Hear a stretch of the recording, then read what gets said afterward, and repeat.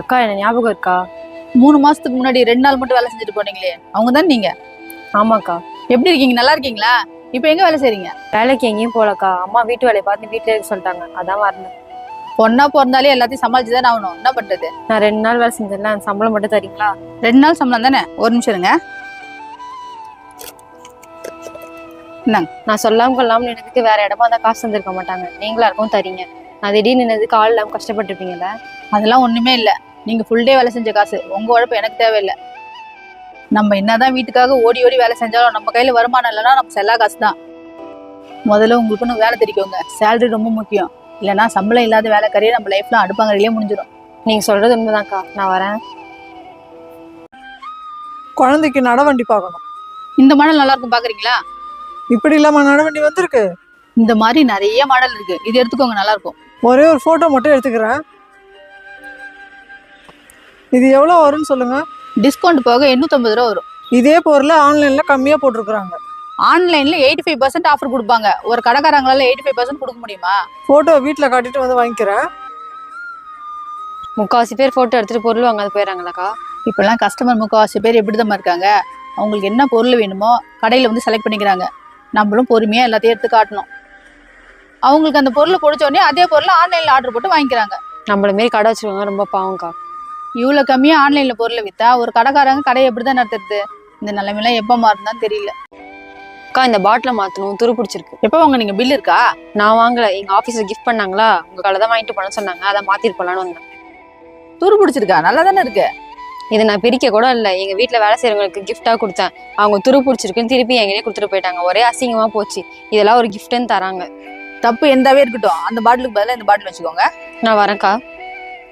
ஏமா மாத்தி கொடுத்தீங்க? என்ன பண்ண சொல்ற? அந்த பாட்டிலே நல்லா தான் இருக்கு, அதை போய் மாத்தி கொடுக்க சொல்றாங்க. அவங்க ஆபீஸ்ல வேலை செய்யறவங்க 30 பீஸ் வேணும்னு கேட்டாங்க. நான் வெறும் 10 ரூபா ப்ராஃபிட்ல பேக் பண்ணி கொடுத்தேன். இன்னும் காசு கூட கைக்கு வரல. இப்படிலாம் இருப்பாங்களாமா? இருக்காங்களே, ஒருத்தவங்க மத்தவங்களுக்கு அவங்களால முடிஞ்ச அளவுக்கு கிஃப்ட் கொடுக்குறாங்க, அதையும் மாத்த வராங்களே. இதெல்லாம் பார்க்கக்கூடாதான் கஷ்டமா இருக்கு. அக்கா, கூல் ட்ரிங்க்ஸ் எடுத்துட்டு வந்திருக்கோம்க்கா. அங்க டேபிள் மேல வச்சிருங்க.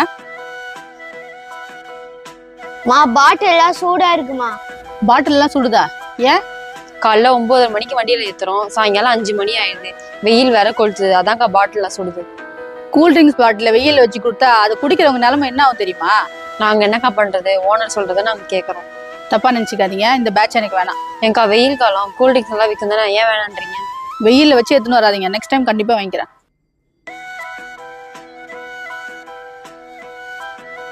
நான் வரேன்க்கா.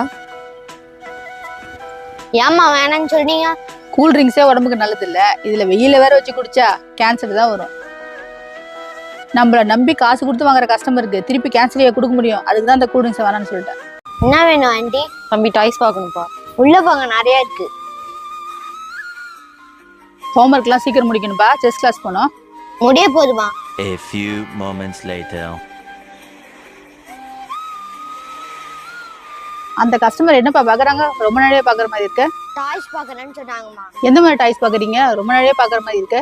இல்லக்கா, காலேஜ் விட்டு வரக்குள்ள 2 கொடிக்கார பசங்க ஃபாலோ பண்ணிட்டு வந்தாங்களா, அதான் பயந்து போய் கடைக்குள்ள வந்துட்டேன். என்னம்மா சொல்ற? இது முன்னாடியே சொல்ல வேண்டியதானே? இரு, வெளியில யாரா இருக்காங்க பாத்துட்டு வரேன்.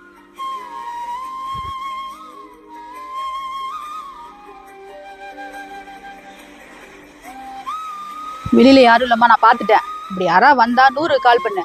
வர வர பொண்ணுங்களுக்கு எல்லாம் பாதுகாப்பே இல்லாம போச்சு. தப்பு பண்றவனுக்கு தண்டனை கொடுமையா இருக்கணும், அப்பதான் இதெல்லாம் திருந்தும்.